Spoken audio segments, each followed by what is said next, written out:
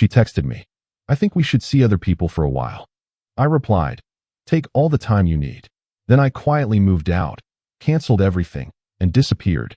Months later, she found out I was the one who closed the door for good. I think we should see other people for a while. 7 words. That's all it took. And the thing that broke me wasn't the message itself. It was the timestamp. 2:47 in the afternoon. On a Tuesday, while I was at work, while I was covering her half of the rent in my head, planning what to cook for dinner, and mentally reminding myself to pick up the dry cleaning she dropped off last Thursday. That's when she sent it. Not a call, not a conversation, a text, with a period at the end, like it was a reminder to buy milk. I stared at my phone for probably 45 seconds, which is a long time when you're just staring at 7 words. And then I typed back, 4 words. Take all the time you need. Sent. Locked my phone, put it face down on my desk, and finished the rest of my workday. What she didn't know was that those 4 words weren't just a reply.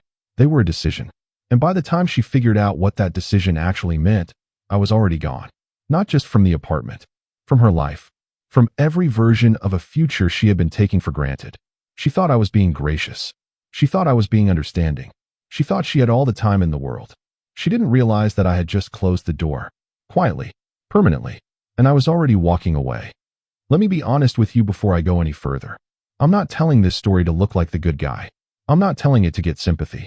I'm telling it because I spent 3 years of my life trying to be the kind of man who deserved to be loved, and in the end, the person who was supposed to love me sent me a text message. That matters. That tells you everything. And if you've ever been on the receiving end of something like that, you already know exactly what I mean before I even explain it. Because there's a specific kind of humiliation that comes with being broken up with over a text. It's not the pain you can process. It's the casualness of it, the ease, the fact that she didn't even flinch when she pressed send. That's the part that quietly destroys you at 2:47 on a Tuesday afternoon. If you enjoy real stories like this, subscribe, because what happened next changed everything for me. I was 29 when this happened. She was 27. We had been together for 3 years and 4 months. We shared an apartment. We shared a dog named Biscuit. We shared friends, routines, subscriptions, a bank account for household expenses, and a future that I genuinely believed was real. Her name was Brooke. That's the only time I'm going to say it, because the rest of this story isn't really about her. It's about what I did next. We met at a mutual friend's birthday party. She laughed at something I said before I even finished saying it, and I thought, that's the one. First 3 months were electric. After that, we settled into something comfortable. And comfortable is fine. Comfortable is actually good if you're building something together. The problem was that somewhere around month 18, I started to notice a shift. She'd come home quieter. She'd be on her phone more at dinner. She'd stop telling me about her day like she used to. And I noticed. Of course I noticed. But I told myself it was stress, work pressure, her difficult relationship with her mother, the fact that she'd recently switched jobs and wasn't sleeping well. I made excuses for her mood the way you do when you love someone and you don't want to believe what your gut is whispering to you at 1 in the morning. I should have listened. I didn't. And that's on me. About 8 months before the text, something happened that I filed away and tried to forget. We were at a house party. One of her work friends was hosting it. I didn't know many people there, so I stayed close to her for the first hour or so. And then I went to grab drinks from the kitchen. When I came back, she was laughing. Full, open, bright laughter. The kind she used to give me. She was standing next to a guy I didn't recognize. Tall, fitted navy shirt. Watch that cost more than my monthly rent. I walked over and handed her the drink. She introduced us. His name was Carter. New colleague. Smart handshake. Confident smile. The kind of confidence that came from never having been doubted. Oh, he's been showing me a new project we might work on together, she said. She said it a little too smoothly. I smiled, shook his hand, made small talk, and then I spent the rest of the night watching the body language between them from across the room. Not paranoid watching, just noticing. The way she touched his arm when she laughed. The way she turned toward him, not away. The way she checked her phone when he walked off. I didn't say anything that night. We drove home in silence. She fell asleep quickly. I lay in the dark for a long time, telling myself I was being unreasonable, telling myself I was just insecure, telling myself that I trusted her. I didn't realize until much later that I had already filed the answer that night. I just didn't want to read it yet. The next few months were a slow erosion. Not dramatic, not explosive, just erosion. She started going out with work friends more frequently. She started wearing perfume on evenings when she was going somewhere without me. She started laughing at texts she didn't show me. And I started doing what most people in my position do. I leaned in harder. I planned nicer dinners. I booked a weekend trip. I asked more questions about her day because I thought maybe I hadn't been attentive enough. I thought maybe I was the problem. That's the cruelest trick that a slowly failing relationship plays on you. It makes you feel like the one who needs to do more. It makes you audit yourself, your humor, your ambition, your presence, while the other person is already halfway out the door and just hasn't told you yet. 3 months before the text, I had a moment. I remember it clearly because it was a Sunday morning. She was in the shower. Her phone was on the kitchen counter. It buzzed. I didn't look at it. I want to be clear about that. I did not pick up her phone, but I saw the name on the notification preview when I walked past. Carter. And below it, the beginning of the message. Last night was. That was all I could see before the screen went dark. I poured my coffee. I sat down at the table, and I made a decision. Not the big decision. Not yet. Just a small, quiet, internal one. I decided that I was done leaning in. I was done planning dinners and booking trips and trying to be more attentive. I was done auditing myself for someone who had stopped auditing herself a long time ago. I didn't confront her. I didn't pick up her phone. I didn't say a word. I just quietly started paying attention. Not jealous attention. Not angry attention. Just clear-eyed attention. And what I saw over the next 3 months told me everything I needed to know. She became more distant and simultaneously kinder. That combination is something I want you to remember. Because when someone is drifting away from you, and they suddenly become very sweet and very considerate, that's not love coming back. That's guilt. She started complimenting me more, telling me I looked good, bringing home food I liked without being asked, suggesting we watch movies I'd been wanting to see. And every single time she did something like that, I felt it for what it was. An apology she hadn't said out loud yet. I accepted each one gracefully. I said thank you. I smiled. I acted like everything was fine. Because I was already preparing. I was quietly making a list in my head. Accounts that were mine alone. Subscriptions in my name.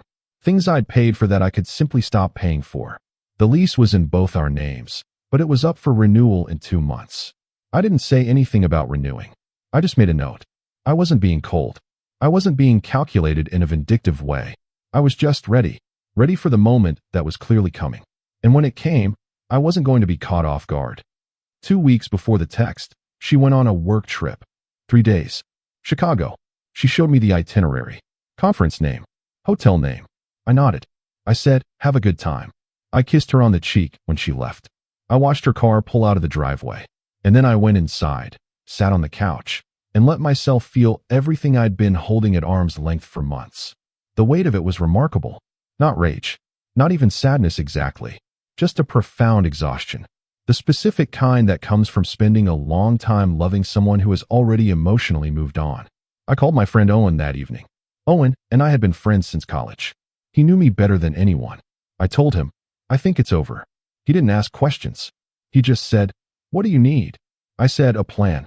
He said, I have a spare room. That was the whole conversation. That was enough. She came back from Chicago on a Sunday night. She seemed lighter, looser. There was a glow about her that had nothing to do with conference rooms. She hugged me at the door, told me she missed Biscuit. Not me. Biscuit. I noticed. I didn't say anything. We had dinner. She talked about the trip in broad, vague strokes. No specifics. Just adjectives. It was great. Really inspiring. Good to connect with the team. I asked a few natural questions. She deflected with smooth, practiced ease. And I sat across the table from her thinking, she's had this conversation in her head. She's rehearsed the deflections. She's been here before. That was the moment I stopped grieving the relationship. Because grief requires hope. And hope requires uncertainty.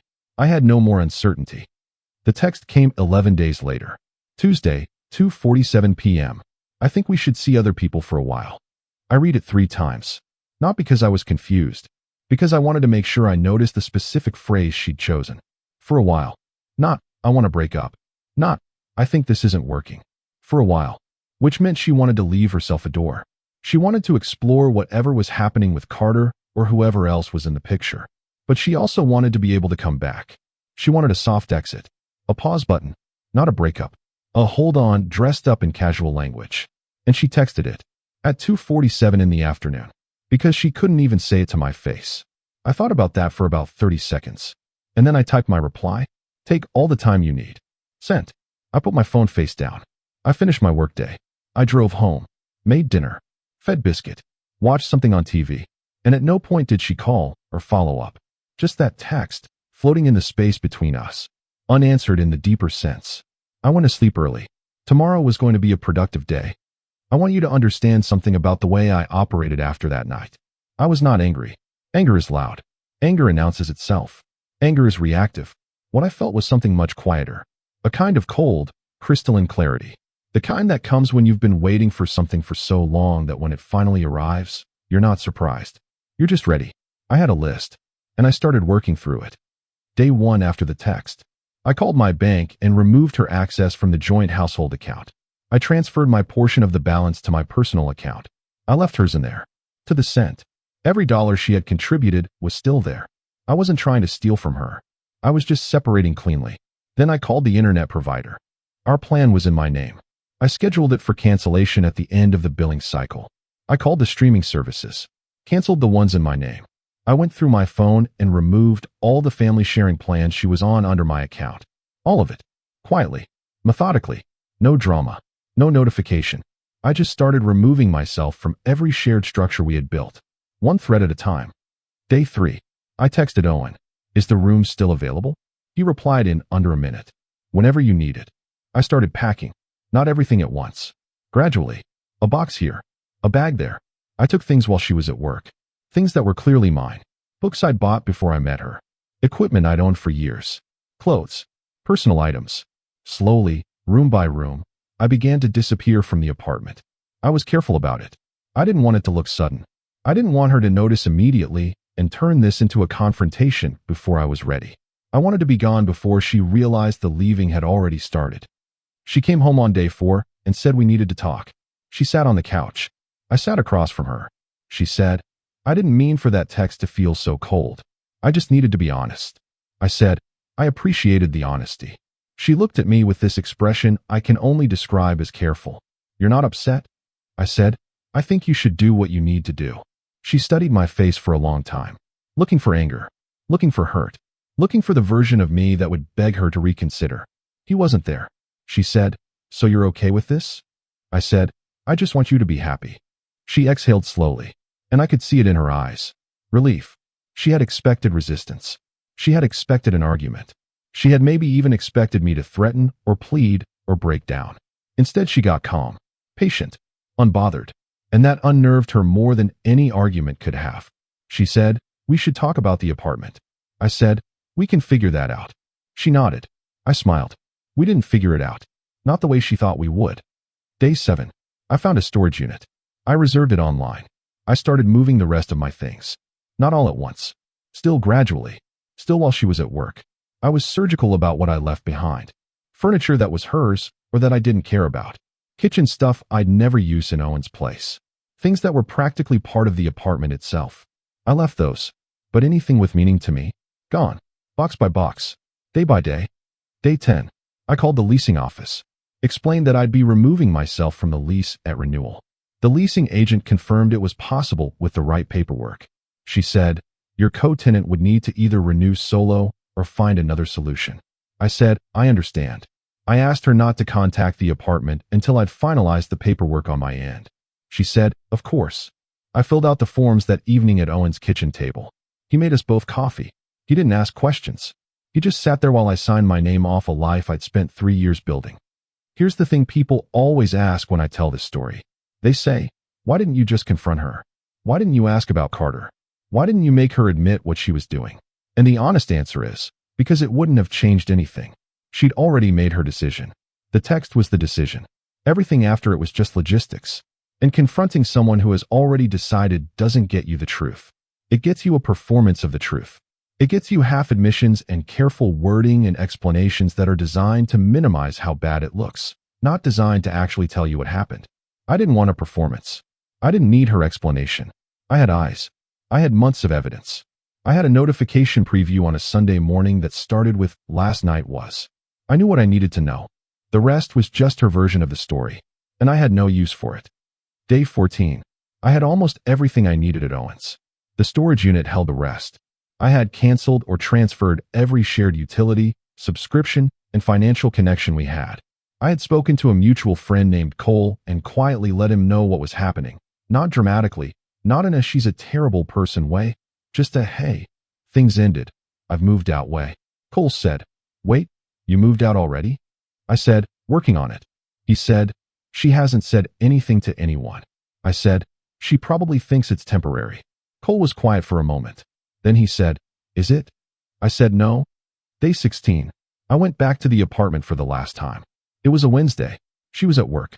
I had my key. I walked through each room one final time. Not dramatically. Not standing in the middle of the empty spaces and feeling things. Just checking. Making sure I had everything. Biscuit followed me from room to room with his ears low. Dogs always know. I crouched down and held him for a few minutes. That was the hardest part. Genuinely. Not the apartment. Not the memories. Not the years of my life represented in those walls. It was the dog. I scratched behind his ears. I told him he was a good boy. I told him I was sorry. Then I stood up, walked to the kitchen counter, and left my key. No note. No explanation. No letter. Just the key. Then I walked out, closed the door behind me, and drove to Owen's. That evening, she texted, "Are you coming home tonight?" I replied, "I'm staying at a friend's place for a bit." She said, "Oh, okay. Do you want to talk this week?" I said, "When you're ready." She said, "Okay, soon." That was the last real exchange we had for a while. Not because I went no contact immediately, but because she didn't follow up. She said soon, and then she went quiet, because she was busy with whatever she was busy with, and I let her be busy. Week 3, I settled into Owen's place. Not as a sad chapter, as a reset. I started running again, 3 miles every morning. I started cooking properly. Not survival cooking, actual cooking. I started going to bed early and waking up without an alarm. I went back to a gym I'd stopped going to 2 years ago because she'd wanted us to go together and then never went. I called my brother for the first time in months. We talked for 2 hours.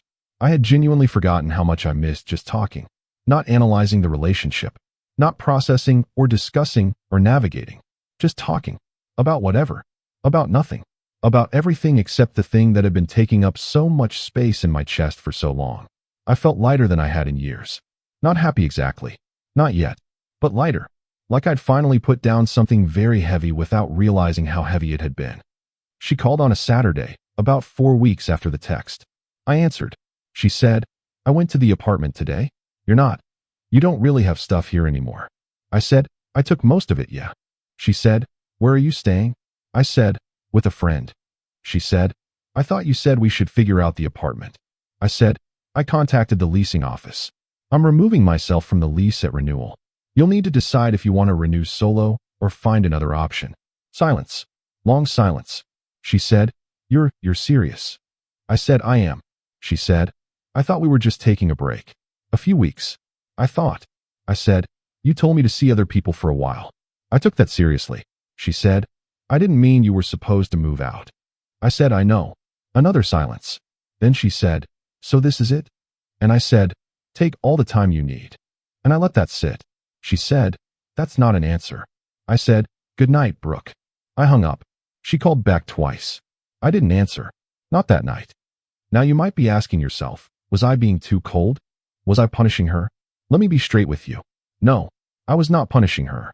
Punishment requires cruelty. I wasn't cruel. I wasn't sending her messages designed to hurt her. I wasn't spreading information. I wasn't burning anything down. I was simply not rebuilding. There's a difference. She had made a choice, and I was making mine. She wanted a pause.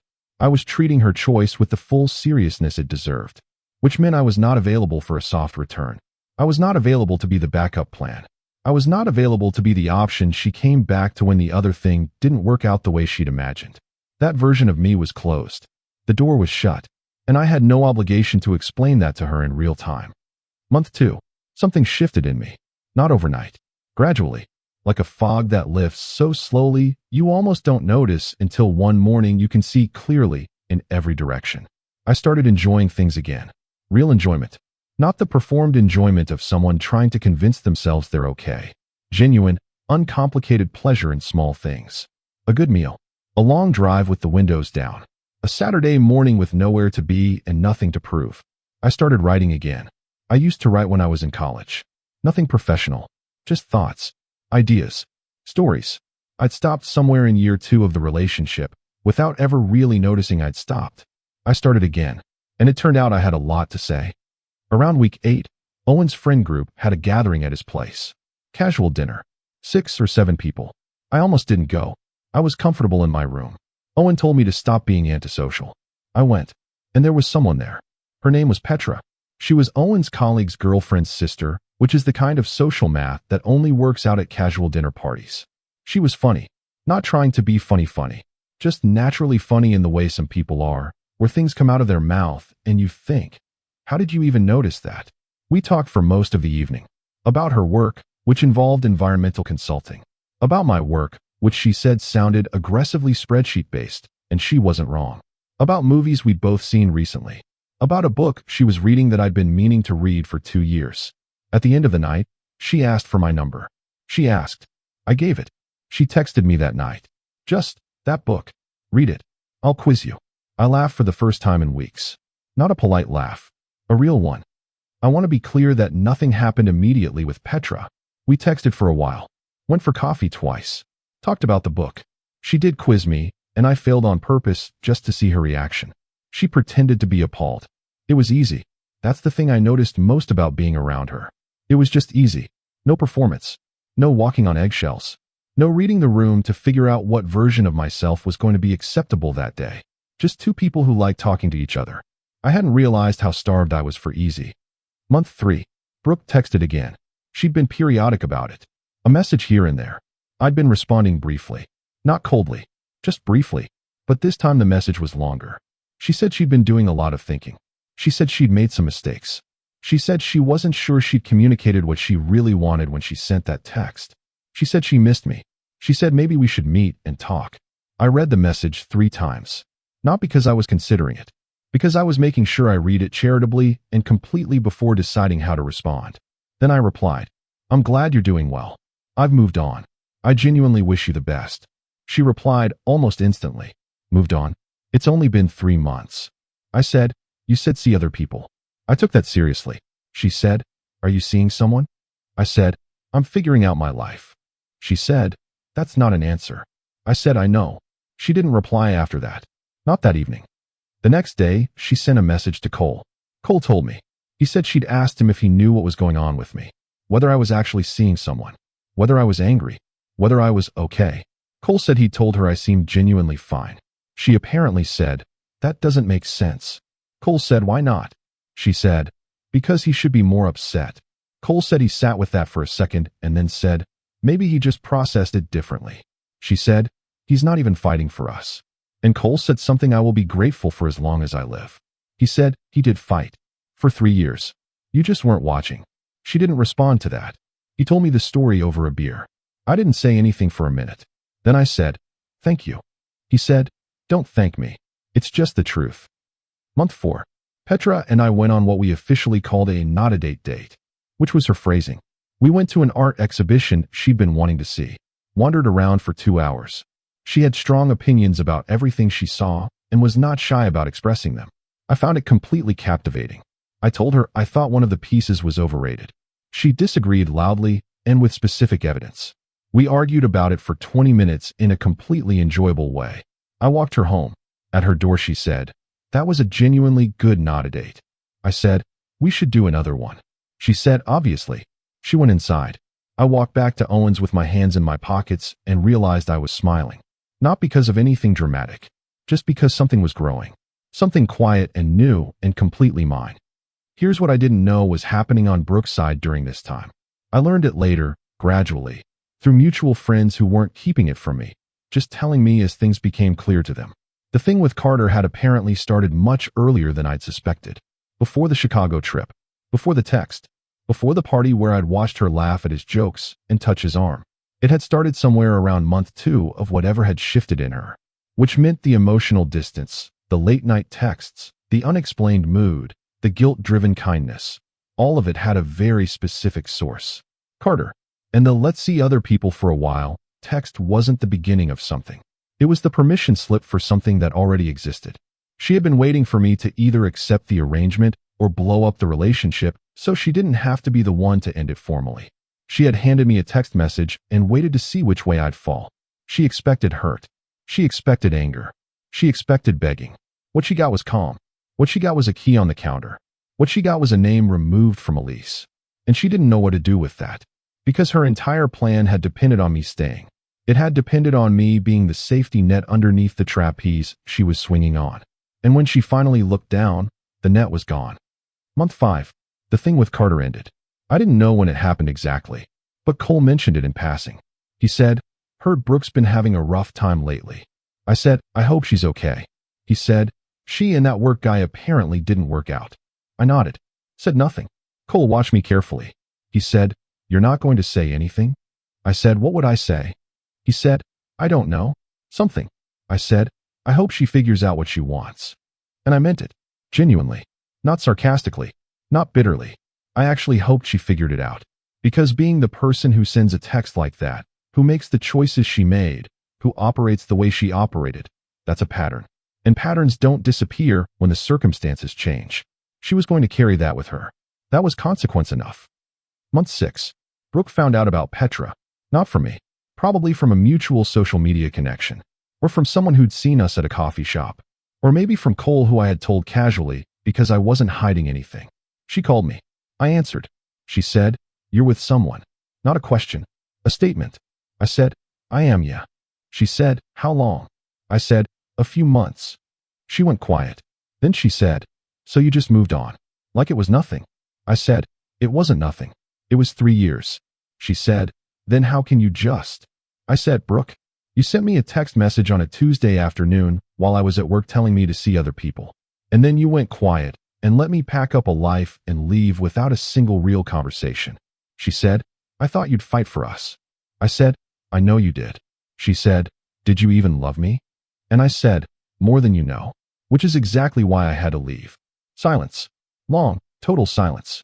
Then she said, "I made a mistake." I said, "Yeah." She said, "Is it too late?" I said, "The door's closed. It's been closed." She said, "When? When did you decide?" And I said, 2:47 p.m. on a Tuesday. That's when it finally hit her. That the reply she'd gotten, for simple words, hadn't been a man graciously accepting a pause. It had been a man closing a door. That, "Take all the time you need," had not meant, "I'll be here when you're ready." It had meant, "I'm already done." That every subsequent conversation, every, "when you're ready," every brief and measured response, had not been patience. It had been distance. That the calm she'd read as him being okay had actually been him being finished. And she hadn't seen it. Because she hadn't been watching for it. Because she'd been too busy watching something else. She called again 2 days later. I let it go to voicemail. She left one. Said she just wanted to talk. Said she understood now. Said she wasn't calling to ask for anything. Just to talk. I listened to it twice. Then I called her back. Not because I was reconsidering anything, but because she deserved one real conversation. After 3 years, that was fair. We met at a coffee shop. Neutral ground. She looked different. Not older exactly. Just more uncertain. The lightness she'd come back from Chicago with was gone. She wrapped her hands around her coffee mug and said, "You look good." I said, "Thanks." She said, "Happy?" I said, "Working on it. Getting there." She nodded slowly. She said, "I messed up." I said, "Yeah, you did." She said, "I didn't think you'd actually leave. Not like that. Not so completely." I said, "What did you think would happen?" She said, "I thought you'd be upset. I thought we'd fight.